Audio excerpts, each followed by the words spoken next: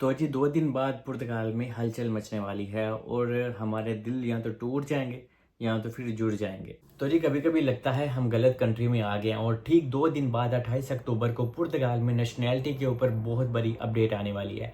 और यहाँ पे 2 दिन पहले आपको पता होना चाहिए कि पार्लियामेंट में एक इजलास हुआ था और उसपे शेगा पार्टी ने कहा था और मौजूदा हुकूमत भी मान चुकी है कि हाँ भाई हम इस लॉ को अप्रूव कर देंगे और इसीलिए अभी 28 अक्टूबर को इसका फाइनल डिसीजन होने जा रहा है। तो इसमें कुछ लोग ऐसे परेशान हो गए हैं और उन्होंने बहुत बड़ी तादाद में मैसेजेस किए हैं कि सलमान, क्या हमें भी इस लॉ को फॉलो करना होगा? हमने तो अपनी नेशनैलिटी वगैरह पहले से अप्लाई कर दी है और हमारे पास प्रोसेसिंग नंबर भी है। तो एनीवे सारी चीज़ें आपको डिटेल से समझाता हूँ।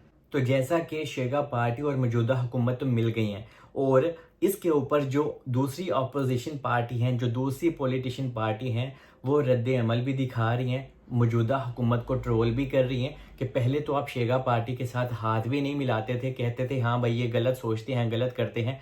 आप अभी उनको सपोर्ट करने लग गए हो और ये सिर्फ और सिर्फ आप अपनी कुर्सी बचाने के लिए कर रहे हो, लोगों का ऐसा कहना है। तो इस वजह से ये समझ में भी आता है कि हर एक इंसान अपना ही उसको देखना होता है। तो यार मौजूदा हुकूमत को अगर अपनी कुर्सी बचानी है तो उसको अभी कुछ ना कुछ तो करना होगा। इसलिए उन्होंने कहा ठीक है, हम शेगा पार्टी के साथ हाथ मिलाते हैं और इस लॉ को आगे लेके चलते हैं, लेकिन इस लॉ में थोड़ी सी चेंजिंग होनी चाहिए। ये हमारा कहना है, हमारी विश है और जो पुर्तगाल के प्रेसिडेंट हैं वो भी चाहते हैं कि इतनी ज़्यादा सख्ती लोगों के ऊपर अच्छी नहीं। तो इसी वजह से 28 अक्टूबर को प्रेसिडेंट भी पुर्तगाल के इसके ऊपर नज़र-ए-षानी करेंगे और वो अपनी राय पेश करेंगे कि हाँ भई, अगर आपने ये लॉ पास करना है तो इसमें ये चेंजिंग थोड़ी-सी होनी चाहिए। तो अगर थोड़ी-सी भी चेंजिंग ये कर दें तो हम लोग हैप्पी हैं, ठीक से सर्वाइव कर लेंगे। जित्थे असी इन्ना ज़लील होए हैं, असी कहांगे यार कोई बात नहीं, 1-2 साल और इन्होंने बढ़ा दिया तो हम और ज़लील हो जाएँगे। लेकिन अगर ये लॉ 28 अक्टूबर को 10 साल पे चला गया, जिसमें जनाब हम आप लोग हैं, तो हमें 10 साल बाद अपनी नेशनैलिटी अप्लाई करनी होगी क्योंकि ये ऑलमोस्ट अप्रूव तो हो गया है। बस प्रेसिडेंट ने सिग्नेचर वगैरह अगर कर दिए तो समझ लो कि साड़ी ते लग गई। और जो CPLP कंट्रीज हैं उनको अपनी नेशनैलिटी अप्लाई करने का मौका मिलेगा 7 साल बाद। मतलब कि जो ब्राज़ील के लोग हैं, मोज़म्बिक, ये वो जहाँ पुर्तगीज़ी लैंग्वेज बोली जाती है, उनका टाइम पीरियड सिर्फ 2 साल बढ़ाया जाएगा, 5 से 7 साल।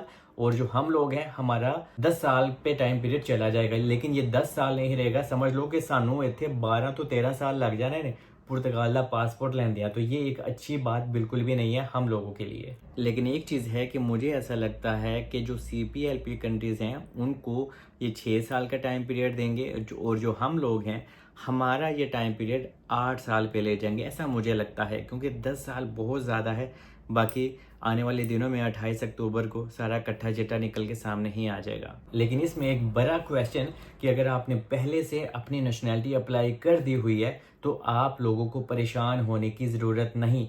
और अगर आपका प्रोसेसिंग नंबर इशू हो चुका है तो समझ लो कि आप थोड़े से सेफ हो। अगर आपने अपनी नेशनैलिटी अभी तक अप्लाई नहीं की तो आपको जो नए लोग अप्लाई करेंगे उनको मसला मसाइल हो सकता है। आप लोगों को फिर नए लॉ के मुताबिक ही अपनी नेशनैलिटी अप्लाई करनी होगी, मतलब कि नया लॉ 10 साल बाद वाला। और अगर आज के दिन भी आपकी नेशनैलिटी अप्लाई हो जाती है, क्योंकि अभी तक फिलहाल 5 साल वाला ही चल रहा है रूट, क्योंकि जब आपको फर्स्ट TRC कार्ड मिला था उसके बाद 5 साल हो गए हैं। तो अगर आज भी आप कर दें और अगर ये 28 अक्टूबर को अप्रूव भी हो जाता है तो इसको ऑफिसेज में जाने में भी थोड़ा सा टाइम लगता है, 1 आध महीना लगता है।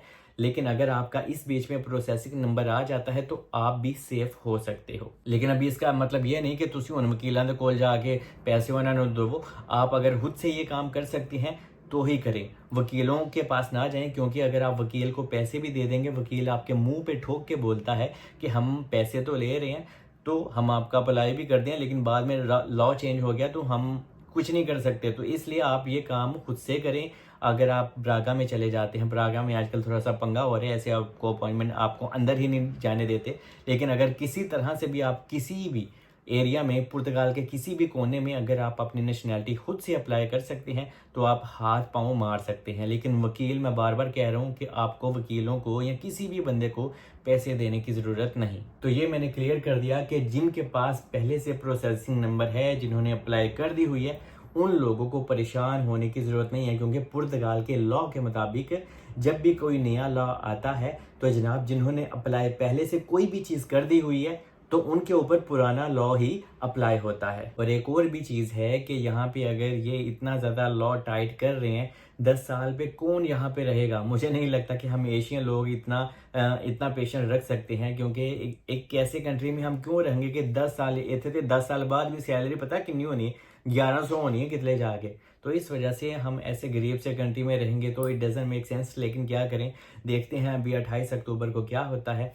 बाकी मैंने सारी चीज़ें आपको क्लियर कर दी हैं। अगर आपको ये वीडियो ठीक लगी है, अच्छी लगी, तो दूसरों के साथ ज़रूर शेयर करें। बाकी मिलते हैं नेक्स्ट वीडियो में। और अगर आपका कोई क्वेश्चन है आप कमेंट्स में लिख सकते हैं, कोशिश करूंगा कि मैं उसी टॉपिक के ऊपर वीडियो बनाऊं। जैसा कि मैंने ये बहुत ज़्यादा लोगों ने मुझे मैसेज कर दिया, कोई तकरीबन 39 मैसेज थे जो मैंने इंस्टाग्राम और फेसबुक पे रीड किए। एनीवे, स्टे ब्लेस्ड, मिलते हैं नेक्स्ट वीडियो में।